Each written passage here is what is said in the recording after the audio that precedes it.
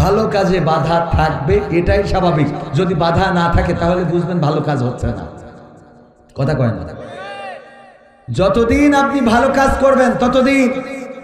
আপনি দেখেন আমির হামজা ভাই কত নবীর সাহাবীদের নাম বলেছে, ওমরের, আবু বকরের রাদিয়াল্লাহু তাআলা আনহু, তারপরে হামজা রাদিয়াল্লাহু তাআলা আনহু, বা অন্যান্য সব সাহাবী, যত সাহাবী আছে, মুআজ সবার নাম বলেছে না? হঠাৎ যে রাশমিকা মান্দানার নাম বলেছে, সেই গোটা দেশ কেঁপেছে না কাঁপে নাই? কথা কয় না?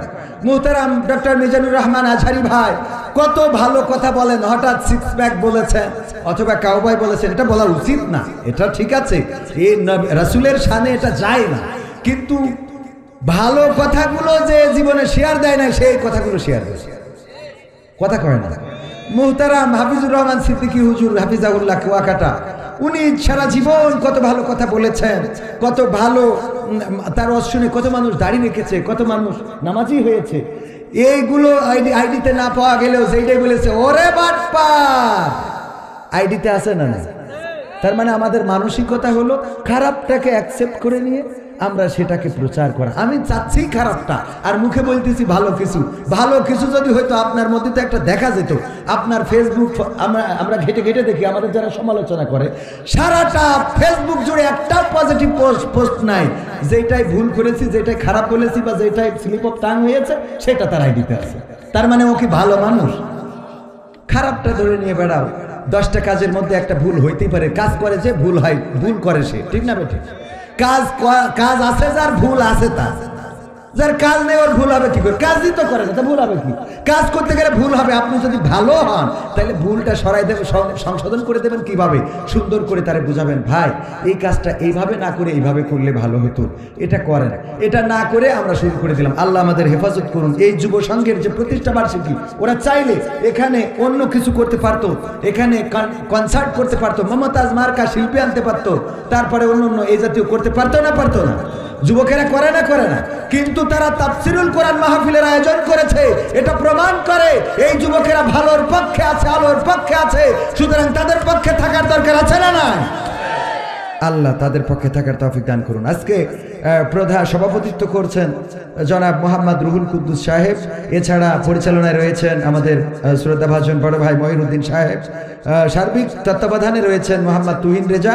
প্রধান অতিথি হিসাবে আসবেন আমার ওস্তাদ, আমার আব্বার বন্ধুগণ, একই সাথে চলেছেন, একই পথে চলেছেন, জনাব অ্যাডভোকেট গাজী এনামুল হক। একই স্টেজে অসংখ্য জায়গায় ওয়াজ করেছেন, কথা বলেছেন আমার শ্রদ্ধাভাজন উস্তাদজি। তিনি আসবেন, যিনি বিশিষ্ট আইনজীবী, জেলা ও দায়রা জজ আদালত যশোর ও সুপ্রিম কোর্ট ঢাকা। এছাড়া আমার আগে আলোচনা করেছেন আমার প্রিয় ভাই, কলিজার টুকরা, ইসলামী আন্দোলন বাংলাদেশের অন্যতম একজন কর্মী, মদিনাবাগ কারিমিয়া মাদ্রাসার সম্মানিত মুহতামিম জনাব মুফতি গোলাম রব্বানী যশোরী সাহেব। আলোচনা করেছেন হযরত মাওলানা মুফতি জহিরুল ইসলাম। এছাড়া অতিথি হিসাবে থাকার কথা জনাব অ্যাডভোকেট তাজউদ্দিন আহমদ। ও দূর, আপনি তো রয়েছেন আমার পাশে, তো আলহামদুলিল্লাহ। এছাড়াও আরও গণ্যমান্য ব্যক্তিবর্গ আমার ডানে বামে রয়েছেন। আমার সামনে ভূমিষ্ঠ দিনদারি মানদার মুসলমান ভাই বাবাজিরা, পর্দার অন্তরালে মা বোনেরা, এবং মা বোনদের মধ্যে আমি আজকে গাড়িতে আসার পথে আমার সহকর্মীদের বলছিলাম যে মা বোনদের নিয়ে আজকে ওয়াজ করব। কেন? 2জন মাকে দেখলাম কুজো মানুষ, কুজো হয়ে খুঁড়িয়ে খুঁড়িয়ে আসতেছে, সাথে আরো খেয়াল করেছেন।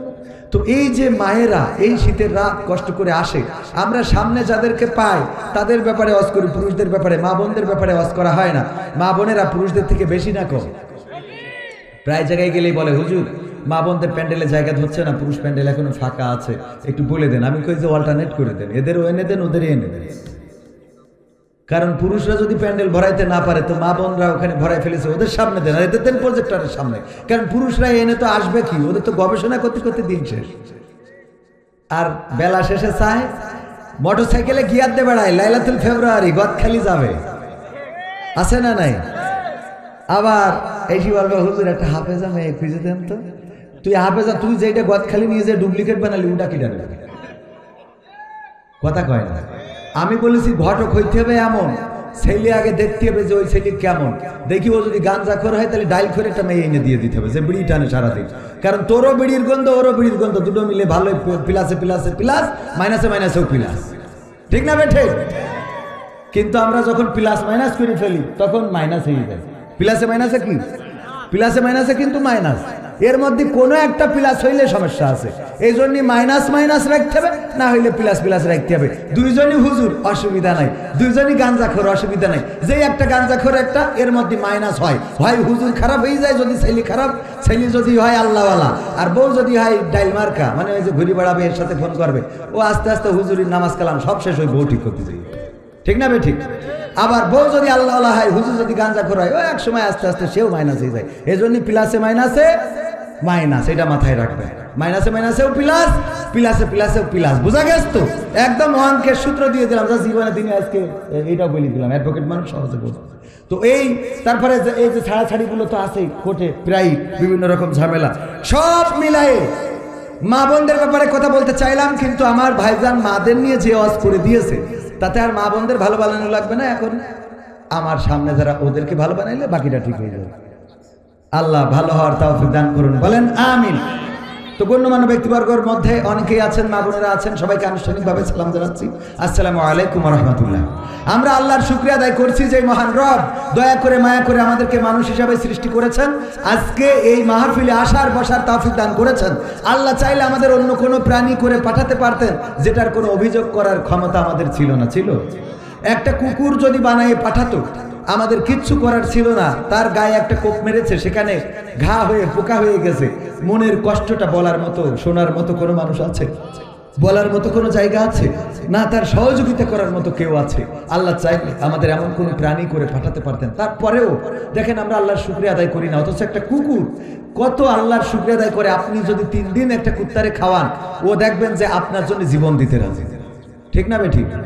আমার অ্যাডভোকেট তাজউদ্দিন ভাই, উনি কুত্তা পুষেছে বাড়ি, পুষার পরে আমি ওনার বাড়ি একদিন গেছি, যে এই দরজায় টক টক করে ঘা দিয়েছি, দেওয়ার পরে কুত্তা ছিল গেটে,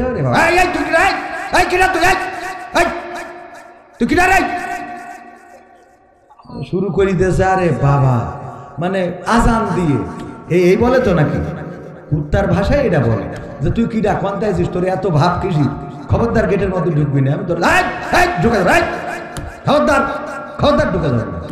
ভাই কুত্তার জন্য আলাদা কিছু খাওয়ায় না, যেগুলো খেয়ে অবশিষ্ট থাকে, কিছু হাড়, কিছু মাছের কাটা, এইগুলো কুত্তারে দেয়। তার জন্য ওই গেটে বসে ওইভাবে পাহারা দিচ্ছে।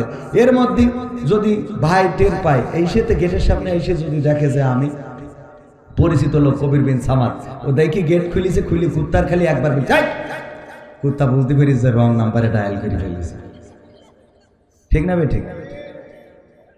কুত্তার বুঝা শেষ যে রং নাম্বারে ডায়াল হয়ে গেছে, আমি বড্ড ভুল করে ফেলেছি, আমার মালিকের পরিচিত মানুষকে আমি ধমক দিয়েছি, আমি তারা গালি দিলাম, আমি তারা যা মনে চেয়েছে বলেছি। কেন বললাম? নিজের মধ্যে অনুশোচনা শুরু হয়ে যায়, কোনো কথা তো বলেই না, লেজটা একেবারে কাঁচা দিয়ে দেয়, আর মালিকের সামনে খালি কাসু মাসু করে, ক্ষমা করে দাও, ক্ষমা করে দাও, বলে না বাবা?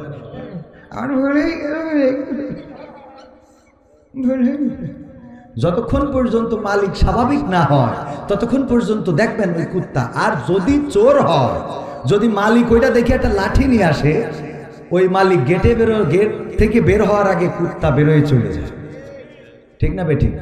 খাওয়া পায় কি? হাড় কাটা উচ্ছিষ্ট, বাচ্চা পায়খানা করে রেখেছে ওইটুকু খায়, ঠিক তো? এই কুত্তা যদি এতটুকু খেয়ে মানুষের এত গোলামি করতে পারে, মালিকের যদি এত দেখে রাখতে পারে, যদি সে গেটে পাহারা দিতে পারে রাত জেগে জেগে, যে আল্লাহ আমাদের হাত দিলেন, পা দিলেন, চোখ দিলেন, কান দিলেন, কথা বলার শক্তি দিলেন, এত সুন্দর চেহারা দিলেন, আল্লাহ রাব্বুল আলামিন আমাদের রাজনীতি করার তৌফিক দিলেন, আবার শেখ হাসিনারও বিদায় করে দিলেন, ঠিক না বেঠিক? পরিবেশটা শান্ত করে দিলেন, যে আল্লাহ রাব্বুল আলামিন এত নিয়ামত আমাদের দিলেন। একটা বউ দিয়েছেন, শীতের রাতে কম্বল গরম করা থাকে, আপনি তো তাস খেলে যেয়ে ঢোকেন খালি, ঠিক না বেঠিক? বউ দিয়েছে কার কার? হাত উঁচু করেন। বিয়ে করেছেন কয়জন? হাত উঁচু করেন। লজ্জার কিছু নেই, আর একটা করবেন, ধান্দা আছে, হাত উঁচু করেন। হ্যাঁ আলহামদুলিল্লাহ, অধিকাংশ বিবাহিত, হ্যাঁ অধিকাংশ বিবাহিত। চাষা শীত আর হাত বের করতে, ও বিয়ে করে, অত শোনে কিনা, অসুবিধা নেই। এই যে স্ত্রী, এটাও আল্লাহ রাব্বুল আলামিনের দেয়া নিয়ামত, বলেন সুবহানাল্লাহ। বিয়ের জন্য কত মানুষ, কত মেয়ে দেখছে, পছন্দ হচ্ছে না, কত কবিরাজের কাছে যায়। দেখেন দিন আমার বিয়ে, হুজুর কাছে যায়, হুজুর ফুটু দিয়ে কয় তোমার তো বিয়ে বন্ধ করতে, তা কি করতে হবে? তা 5,001 টাকা লাগবে। এই যে 5,001 টাকা দিয়ে দিলে আবার বউ রাখার জন্য ওই বাজারে আপনার শিকড় 4-5টা তুলে নিয়ে গাছ, যে গাছ জীবনে কেউ কোনোদিন ও গাছ কাজেও লাগে না, ও শয়তানেরও লাগে না, মানুষেরও লাগে না, সেই গাছ কয়েকটা তুলে নিয়ে বাজারে বাস্তার পরে নিয়েতে বসেছে। বসিতে এক একজনের হাত দেখে দেখি কয়, হুজুর বুঝতে পারিস আপনার তো ব্যাস। এই দেখে এ তো কমন, অনেকের অনেক এগুলো কমন আছে না কিছু রোগ। আপনার যদি দেখে আমি বলি যে ভাবির সাথে তো আপনার মাঝে মাঝে গোলমাল বাঁধে, হাত দেখে তো গোলমাল বাঁধে না কেন?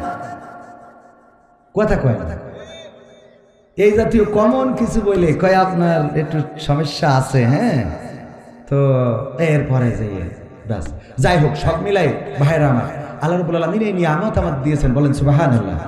শুধু তাই নয়, কলিজার টুকরা সন্তান দিলেন, যেই সন্তানের জন্য কত মানুষ কত দরবারে যায়, কত শিরকিয়াতে লিপ্ত হয়, কত পীরের দরবারে গেল, কত মাজারে গেল। কেউ বলল এই গাছটায় যদি একটা ইট বাঁধতে পারো, যদি এই গাছটায় একটা ইট বেঁধে রেখে যাও, তাহলে তোমার স্ত্রীর পেটে গর্ভের মধ্যে সন্তান যাবে। আমরা ওই গাছে ইট বাঁধি, এমন আছে না নাই? শিরকিয়াতে লিপ্ত হয়, আল্লাহ বাদে ওই গাছের সাথে ইট বাঁধে। কত ডাক্তার, কত কবিরাজ, সব জায়গা দৌড়ানো হয়ে গেল। আল্লাহ রাব্বুল আলামিন সন্তান যদি না দিতে চান, কোনো ডাক্তার কবিরাজের সন্তান হবে না। ওগো আমার ভাইয়েরা, আল্লাহ রাব্বুল আলামিন বলেছেন, আমি যদি চাই কাউকে ছেলে সন্তান দিই, আমি যদি চাই কাউকে মেয়ে সন্তান দিই, আবার আমি যদি চাই কাউকে ছেলেও দিই, মেয়েও দিই, আর আমি যদি চাই কাউকে কিছুই দিই না, এটা একমাত্র আমার হাতে। বলেন আল্লাহু আকবার। এটা কার হাতে? আল্লাহ রাব্বুল আলামিন আমাদের স্ত্রী দিলেন, আমাদের সন্তান দিলেন, বাবা ডাক শোনার তৌফিক দান করলেন। আমার মা বোনেরা যারা পর্দার অন্তরালে আছেন, মা ডাক শোনার তৌফিক দান করলেন। না চাইতেই আল্লাহ দিলেন, এ যেন মেঘনা চাইতেই বৃষ্টি। যে আল্লাহ আমাদের এইভাবে সন্তান দিলেন, স্ত্রী দিলেন, আপনজন দিলেন, আমাদের সম্পদ দিলেন, হাত দিলেন, পা দিলেন, চোখ দিলেন, কথা বলার শক্তি দিলেন, সেই আল্লাহর শুকরিয়া আদায় করার দরকার আছে না নাই? সবাই জোরে বলেন আলহামদুলিল্লাহ। আল্লাহর শুকরিয়া আদায় করে কখনো শেষ করতে পারবো না। ফাযকুরুনি আযকুরুকুম ওয়াশকুরুলি ওয়ালা তাকফুরুন। আল্লাহ বলছেন তোমরা আমাকে স্মরণ করো, আমিও তোমাদের স্মরণ করব। জিকির করা মানে স্মরণ করা, এরকম না যে আমরা আল্লাহ আল্লাহ বলবো, আল্লাহ আল্লাহ বলবেন কবির কবির কবির কবির কবির, এটা না। আমরা আল্লাহ আল্লাহ বলবো, আল্লাহ রাব্বুল আলামিন আমাদের স্মরণ করবেন, আমাদের স্মরণে রাখবেন, আল্লাহ নিয়ামত বাড়িয়ে দিবেন। আল্লাহ বলেছে আমার স্মরণ করো, আমার নিয়ামত খেয়ে অকৃতজ্ঞ হয়েও না। আর আমরা নিয়ামত খাই আর অকৃতজ্ঞ। তাজউদ্দিন ভাই আমার আপেল নিয়ে গেছে বাড়ি, খাইয়ে বলি ভাই আপনি যে আপেল নিয়ে আইছেন, মা আরে বাবা এত স্বাদের আপেল জীবনে খায়নি। ও আপেল কি উনার কারণে স্বাদ হয়েছে? 7 টাকার জন্য এই জায়গায় একটুখানি আলহামদুলিল্লাহ মেরি দিলে খুব অন্যায় হয়ে যাবে। আলহামদুলিল্লাহ বলা যাবে না? যাবে না। আল্লাহ আমাদের শক্তি দিয়েছেন। কবির বিন সামাদ প্রায় উদাহরণ দিতে চেয়ে বলি, কথা বলতেছি বলেই আছেন এখনো দাঁড়ানো বসা ভাইয়েরা আছেন, কথা বলতে পারছি তাই। শুধু জবানটা যদি না থাকতো, যদি বলে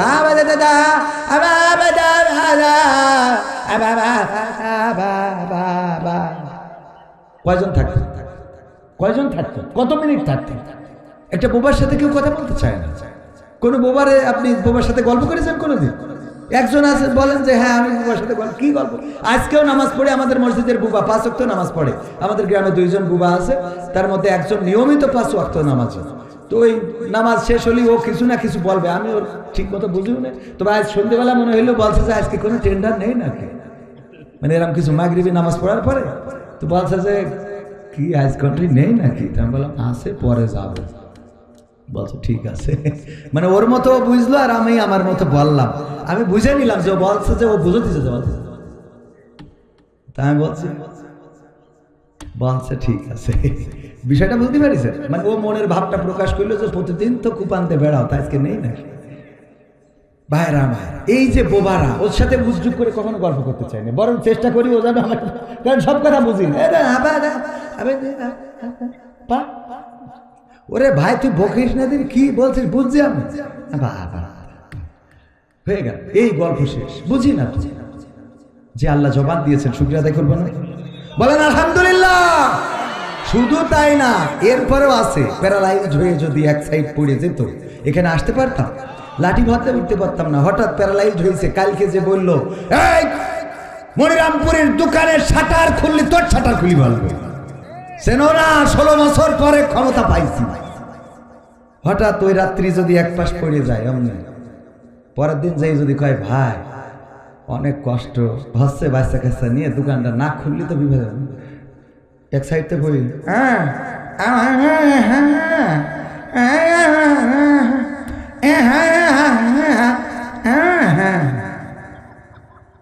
কাল তো ধমক দিলাম, আমার তো তেজ মারা সারা যে দোকান খুলবে। আমি তো অভিনেতা, অভিনয় করে দেখালাম, এইগুলোই বাস্তবতা। আজকে ধমক দিয়েছেন, আজকে এখানে বকবক করতেছি, কালকে যদি আল্লাহ দা করুন এক সাইড ফেলে এক সাইড, হ্যাঁ যদি মাহফিলে নিয়েও যায় যে হুজুর আপনি না আসলে মান সম্মান থাকবে না, আপনি গাড়িতে হলো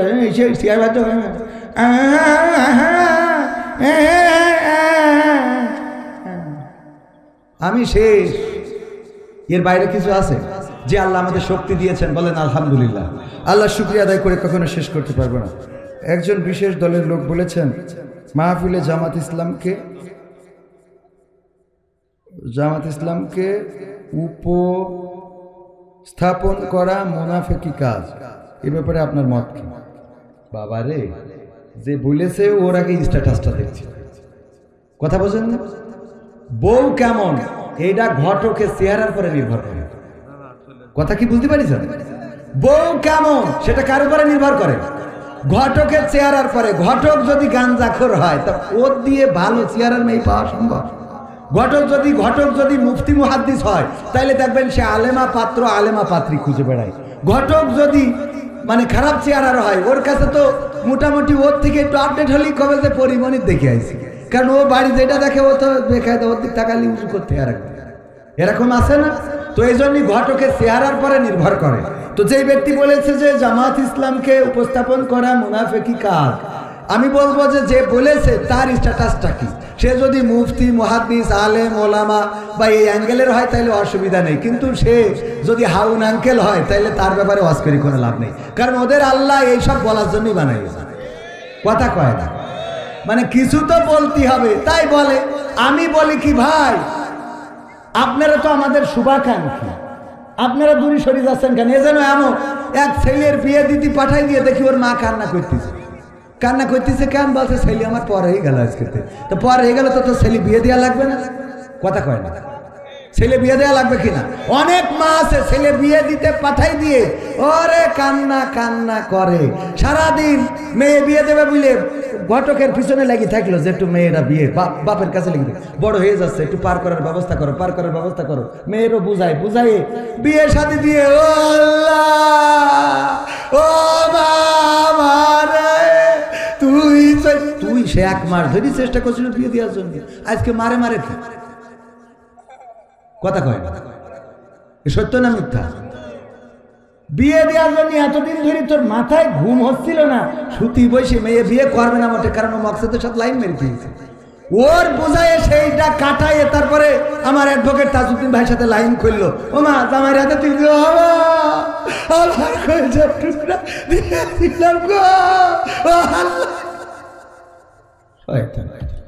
তো আমাদের অবস্থাটা এই হয়েছে। আমরা ছিলাম একসাথে ক্ষমতা চেয়ারে ছিলাম, সংসদে ছিলাম, তা আবার গেলি অসুবিধা কি, কথা কয় না? তো একসাথে যদি ক্ষমতায় যেতে পারি থাকতে পারি, এখনো আমরা আবার ক্ষমতায় একসাথে যাওয়ার স্বপ্ন দেখি, এ নিয়ে এত ঝামেলা হবে কে জন্য? এ জানো ওই সেই ছেলে বিয়ে দিয়ে আড়ালে কান্দা, ঠিক না বে ঠিক? আল্লাহ হেদায়েত নসিব করে দিন, বলেন আমিন। আলোচনায় আসে, কিছু সঙ্গীত শোনানো দরকার, যেহেতু আজকে কওমি আলিয়া ভেজাল দিয়ে মাহফিল হচ্ছে, সুতরাং আইমুদ্দিন আজাদ ভাইয়ের একটা সঙ্গীত আপনাদের একটু শোনাবো। রাহিমাহুল্লাহ, কি হবে বেঁচে থেকে অযথা বিদ্যা শিখে যদি না গড়তে পারি শোষণবিহীন সমাজটাকে? কি হবে বেঁচে থেকে, কি হবে ছাত্র সেজে চুমু খেয়ে সনদ খানা যদি হয় বিদ্যালয়টা পরিমণিদের আড্ডাখানা? কি হবে ছাত্র সেজে চুমু খেয়ে সনদ খানা যদি হয় বিদ্যালয়টা পরিমণিদের আড্ডাখানা, এর চেয়ে মরাই ভালো দেশ ছেড়ে যাওয়াই ভালো, এর চেয়ে মরাই ভালো দেশ ছেড়ে যাওয়াই ভালো। কি হবে ধোকা দিয়ে বিবেকটাকে, কি হবে ধোকা দিয়ে বিবেকটাকে, কি হবে বেঁচে থেকে অযথা বিদ্যা শিখে যদি না গড়তে পারি শোষণবিহীন সমাজটাকে, কি হবে বেঁচে থেকে। কি হবে যুবক নামের বোঝা হয়ে এই ধরাতে, যেখানে মা বোনেরা ধর্ষিতা হয় দিনে রাতে। ধর্ষণ আছে না নাই? আজকে পত্রিকার রিপোর্ট দেখলাম, প্রেমের ফাঁদে ফেলে তরুণীকে গণধর্ষণ করা হয়েছে। ওগো আমার ভাইরা, ধর্ষণ থেমে নাই, গণধর্ষণ থেমে নাই। কারণ হলো সরকার সেন্স হবে ইতিপূর্বে বঙ্গবন্ধু থেকে শুরু করে খালেদা জিয়া, শেখ হাসিনা পর্যন্ত এই দেশে কেউ কি ধর্ষণ বন্ধ করতে পেরেছে? না, পারে নাই। আমরা ৭১-এর বিষয়ে বলি, আমার লাখো লাখো বীর মুক্তিযোদ্ধা শহীদ হয়েছেন। আমরা সেই শহীদদের জন্য কোটার ব্যবস্থা করলাম, বৈষম্য করে ফেললাম। তারপরে যারা ধর্ষণ হয়েছে তাদেরকেও স্মরণ করি না। আমরা ইতিহাসে লিখেছি ২ লক্ষ মা বোন ধর্ষণ হয়েছিল। এটা খারাপ কাজ না ভালো কাজ? এই খারাপ কাজটা স্বাধীনতার পর থেকে আজকে ২০২৫ সাল পর্যন্ত এই ক্ষমতায় যারা এসেছে তারা এই ধর্ষণ বন্ধ করার জন্য কোনো আইন, কোনো প্রক্রিয়া কি গ্রহণ করেছে? কোনো প্রক্রিয়া গ্রহণ করে নাই, বরং ধর্ষণ করার রাস্তা করে দিয়েছে। সেটা হলো এই বাংলাদেশে 18 বছরের পূর্বে নাকি বিয়ে করা যাবে না। আইন আছে না নাই? কিন্তু 18 বছরের আগে 12 বছর, 13 বছর, 16 বছরের ছেলেরা মেয়েরা যখন গদখালিতে যায়, ফুল কিনে মাথায় পরায় দেয়, মোটরসাইকেলে নিয়ে গিয়ার মেরে বেড়ায়, তখন এটা নিয়ে আমাদের ওই তত্ত্বাবধায়করা কোনো কথা বলে? সুতরাং ধর্ষণ করার রাস্তা করে দিয়ে তারপরে কি করে তুমি ধর্ষণ বন্ধ করবা? ধর্ষণ তো বন্ধ হবে সেই দিন যেদিন বিয়েটাকে সহজ করে দিবা। যেদিন বিয়েটা সহজ করে দিবা মানে যখন ঝোঁক লাগবে তখন বিয়ে করবে। আরে